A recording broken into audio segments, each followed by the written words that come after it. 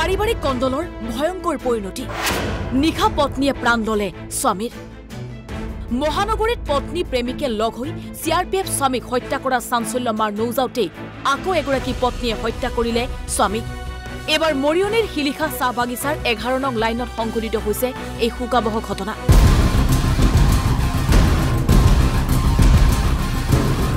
এই ঘৰটোতেই নিশা পত্নীয়ে দাৰে হিৰচ্ছেদ কৰে স্বামীক ঘটনা ইমানেই নৃশংস আছিল যে পত্নীৰ দাৰখাপত দেহৰ পৰা পৃথক হৈ যায় স্বামীৰ মূৰ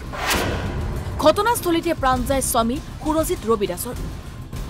স্বামীক হত্যা কৰি 26 বছৰীয়া পত্নীয়ে মাতৃৰ সৈতে মৰিয়নি থানাত আত্মসমৰ্পণ কৰে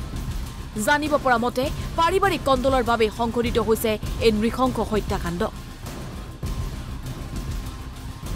10:30 মান বজাৰ সময়ত আমাক থানাৰ পৰা ইনফৰমেশ্যন দিলে যে সুজিত ৰবি দাস নামৰ ল'ৰাটো তাৰ ঘৈণীয়েকে কাটি পিনে থানাত আহিছে গতিকে কথাটো সত্য নে অসত্য বোলে আমাক চাবলৈ পঠিয়ালে আমি চাইছো আহি কথাটো সত্য আৰু সুজিত ৰবি দাস নামৰ ল'ৰাটো বৰ্তমান ডিঙিটো একেবাৰে নাইকিয়া হৈ আছে ভাগকে হৈ আছে ছিঙি গৈছে হিলিখা 11 নম্বৰ লাইন তাৰ নিজৰ মাইকী মানুহটোৱে কাটিছে তাৰ মাইকী মানুহটোৰ নামটো নাজানো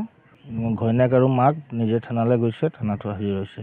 ঘৰুৱা কিবা কাজিয়া আছিলে ঘৰত দুই মাইকী মতা কাজিয়া লাগিছে এই কাজিয়াৰ বিষয়ে এনেকৈ শুনা হৈছে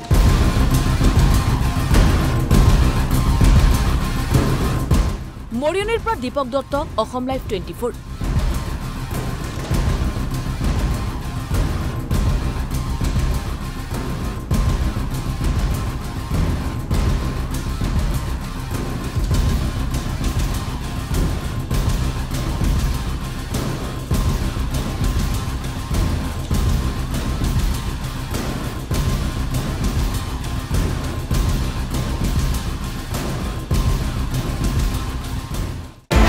পাৰিবাৰিক কন্দলৰ ভয়ংকৰ পৰিণতি নিশা পত্নীয়ে প্ৰাণ ললে স্বামীৰ মহানগৰীত পত্নী প্ৰেমিকে লগ হৈ CRPF স্বামীক হত্যা কৰা চাঞ্চল্যমাৰ নৌজাওতেই আকৌ এগৰাকী পত্নীয়ে হত্যা কৰিলে স্বামীক এবাৰ মৰিয়নিৰ হিলিখা চাহ বাগিচাৰ 11 নং লাইনত সংঘটিত হৈছে এই শোকাবহ ঘটনা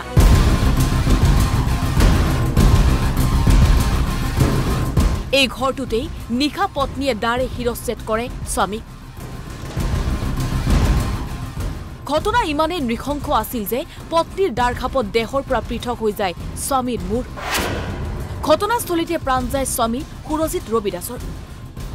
স্বামীক হত্যা কৰি 26 বছৰীয়া পত্নীয়ে মাতৃৰ সৈতে মৰিয়নি থানাত আত্মসমৰ্পণ কৰে জানিব পৰা মতে পাৰিবাৰিক কন্দলৰ বাবে সংঘটিত হৈছে এই নৃশংস হত্যাকাণ্ড 10:30 মান বজাৰ সময়ত আমাক থানাৰ পৰা ইনফৰমেশ্যন দিলে যে সুজিত ৰবি দাস নামৰ ল'ৰাটো তাৰ ঘৈণীয়েকে কাটি পিনে থানাত আহিছে গতিকে কথাটো সত্য নে অসত্য বোলে আমাক চাবলৈ পঠিয়ালে আমি চাইছো আহি কথাটো সত্য আৰু সুজিত ৰবি দাস নামৰ ল'ৰাটো বৰ্তমান ডিঙিটো একেবাৰে নাইকিয়া হৈ আছে ভাগকে হৈ আছে ছিঙি গৈছে হিলিখা 11 নম্বৰ লাইন তাৰ নিজৰ মাইকী মানুহটোৱে কাটিছে তাৰ মাইকী মানুহটোৰ নামটো নাজানো ঘৈণীয়েক আৰু মাক নিজে থানালৈ গৈছে থানাটো হাজিৰ হৈছে ঘৰুৱা কিবা কাজিয়া আছিলে ঘৰত দুই মাইকী মতা কাজিয়া লাগিছে এই কাজিয়াৰ বিষয়ে এনেকৈ শুনা হৈছে